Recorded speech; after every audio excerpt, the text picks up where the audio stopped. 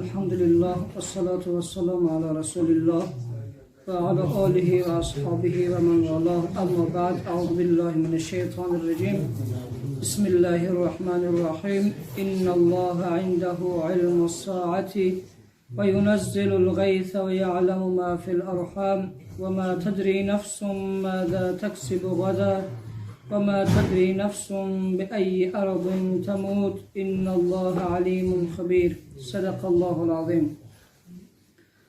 الله متعال بعضی از حالات هستند و بعضی از چیزهایی هستند که اونها را مغیبات میگن و اونها را به غیر از الله سبحانه و تعالی هیچ احد نمیدوند که کی میآیند و کی میشوند و چی وقت به وقوع میپیوندند. یعنی اینها چیزهایی هستند که 5 چیزی هست که در این آیه مبارکه سوره لقمان آخرین آیه این سوره الله متعال ذکر میفرمایند که 5 چیزن به غیر از الله هیچ احد نمیدوند. نه فرشته مقرب میدوند و نه نبی مرسل میدوند و نه انسان میدوند و نه جن میدوند. یعنی به غیر از الله اینا را کسی نمیدوند. و هر کسی که برای این 5 چیز را بگوید که من میدونم، این انسان گناهگار وزنین می شود و باور کننده به این چیزها، کسانی که بگن این کس فلان کس این چیزها رو میدوند، در واقع یک شرک به ذات پروردگار هست. لذا الله می فرمایند که ان الله عنده علم الساعه. اولین چیزی که هیچ احد نمیدوند و هیچ انسانی نمیدوند اون وقوع قیامت است. یعنی قیامت کی برپا می شود و قیامت کی می شود. اینجا که در حدیث جبرئیل علیه السلام، حدیث طولانی که جبرئیل علیه السلام از رسول مکرم اسلام صلی الله علیه و سلم اومدن و چند سوالی کردن و یکی از سوالها درباره قیامت بود. حضرت جبرئیل پرسید که متى تقوم الساعه، ای محمد صلی الله علیه و سلم قیامت کی برپا می شود و قیامت چی وقت برپا می شود. حضرت پیغمبر خدا صلی الله علیه و سلم اینجا که جبرئیل به صورت آدم اومد، به صورت شخصی اومده بود، بعد فرمود که مل مسئول عنها باعلم من السائل. یعنی سوال کننده یا سوال کرده شده که من باشم عالمتر از سوال کننده نیست. یعنی چی؟ یعنی سوال کننده توی جبرئیل هستی و سوال کرده شده من جناب رسول اکرم صلی الله علیه و سلم هستم و من از تو علمم نسبت به قیامت بالاتر نیست. یعنی همه اندازه که تو میدونی همه اندازه من میدونم. پس وقوع قیامت را که توی جبرئیل فرشته مقرب که نمیدانی، من نبی مرسل هم نمیدونم. ازا فرمود که درباره قیامت آگاهی نداریم. اما درباره علامات قیامت وقتی که سوال شد، پیغمبر خدا علامات قیامت را ذکر کرد در اون حدیث. لذا یکی از اون چیزهایی که غیر از الله اونها را نمیدونن یکیش قیامت است. لذا هیچ احد وقوع قیامت را نمیدونن. اما علامت ها وجود دارن.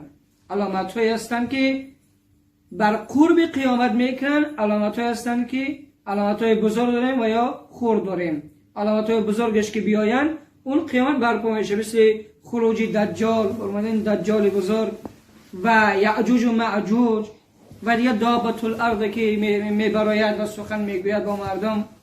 اینها از علامت های بزرگی قیامت هستند. اما علامت های خرد قیامت، علامت های میده چیدش امروز فراوان در دنیا و یک نمونه از این دجال هم امروز زیادن. دجال چه فریبنده. امروز خیلی چیزا هستن که انسان از خدا دور میکنن. هدف دجال بزرگ امتحان برای الله است. امتحانی است برای انسان ها که بندگان چهر استقامت میکنن در دین و یا استقامت نمیکنن. و دجال سبب دور شدن انسان از الله قرار میگیرد. و امروز هم خیلی کارهای هستن و خیلی حالات هستن که انسان ها با واسطه اونها از خدا دور میشه و از خدا کنده میشون. پس معلوم میشه که دجال بزرگ هم داریم، دجال های خرد هم داریم، دجاجل زیاد داریم امروز. خیلی از چیزایی که سبب شدن که ما را از خدا دور کردن هر کدومش یک دجال هستن. دجال هم فریبنده. اما اون دجالی که بزرگی هست که اومده که یکی از علامت های وزنین قیامت اون بعد میبراید. و همچنین اومده است که یکی از علامت های خرد قیامت این است که انسان های پایلی چند، انسان هایی که چیزی ندارن، پایلی چند، لباسی که ندارن، اما روز با روز بر افتخار خانه سازی، بر افتخار این که خانه های چند قبطه و چند اتجاه بسازن، از یکدیگر رقابت میگیرن، از یکدیگر پیشه میگیرن. پایلی چند، اما تلاش میکنن که خانه من از خانه فلانی بالاتر شود، کاشانه من از کاشانه فلانی بالاتر و زمانوی تر شود. و دیگر این که احترام پدر و مادر نیست، و دیگر این که اطاعت زنان زیاد است. امروز اطاعت زنان زیاد است، یعنی که خیلی مردمان هستند که به سخن زنان توجه میکنن و امروز یکی از اختلافاتی که در دنیا صورت میگیرد بر اساس اطاعت فرمانبرداری زنان هست. لذا زنان باید که در زیر نظارت مردان باشند و در زیر اشارات و برنامه‌ریزی مردان باشند، نه اینکه مرد در زیر اشاره و در زیر برنامه‌ریزی زن باشد. چرا که زن ناقص العقل، زن کوتاه بین است و الله متعال مردان رو قیام و رئیس امور خانه پیدا کرد. اینا علامت های خرد قیامت هستن. و دیگر علامت های بازم هست که مردان خودشون شباهت به زنان میدهن، زنان خودشون شباهت به مردان میدهن. اینا از علامت های خرد و میله قیامت هستن. لذا اولین چیزی که غیر از الله نمیدونن این وقوع قیامت است، برپاشوی قیامت است. و یونزل الغیث، و دومین از اون 5 چیزهایی که به غیر از الله کسی نمیدونن اون نزول باران هست، اومدن باران هست. یعنی اومدن باران را کسی نمیدوند. اگرچه امروز خیلی از این در تلویزیون‌ها و این که هواشناسی بیان میکند که فردا باران است یا پس فردا باران است، اینها بر اساس تجربیاتن و بر اساس این تکنیک زمانوی هست. اینجا منظور از این که کسی نمیدوند که باران فردا میبارد یا پس فردا، این که کسی از خودش همیشه بیا بگه که فقط باران است، این مطلقا ناجایز و نادرست است، چون به غیر از الله نمیدوند. اما کسی بیاید بر اساس تجربیاتی که هوا را ببیند هوا اور است، و یا اینکه تکنیکی که امروز اسباب و ابزار تکنیکی امروز که پیشرفت کرده است بر اساس اونا سنجش میکنن، گرمش هوا را یا سرقین هوا را میبینن و یا وزن ابرها رو وزن میکشن که چقدر است، آیا بارون کی میبارد کی نمیبارد. اینها بر اساس تحت اسبابن، اینا در اینجا داخل نیستن، اینا شرک نمیشوند. اون بر اساس تجربیاتن و یا اینکه تکنیک چیزی که تکنیکی که تعیین میکنن اون باز مسئلهش جداگانه میشود. اما همین که انسان بخزه هوا رو بیند بگه که فردا باران است، این مطلقا ناجایز و نادرست و حرام است. و یعلم ما فی الارحام، سومین از چیزهای پنجگانه که به غیر از الله اونو کسی نمیدوند اون چیزی که در رحم زن است، یعنی تول فرزند. آیا در رحم زن اون دختر هست یا پسر، کسی نمیدونه به غیر از الله. و در مقابل این هم که امروز در دخترها که بر اساس اون